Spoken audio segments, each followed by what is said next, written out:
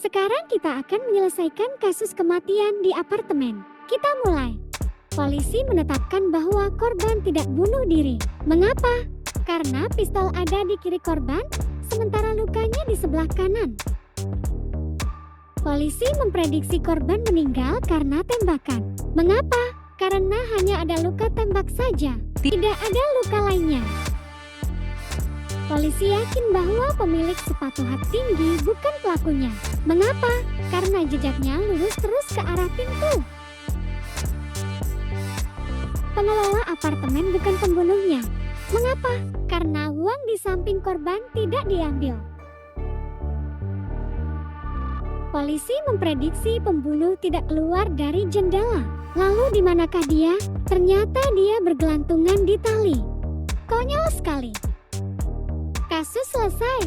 Terima kasih sudah menonton.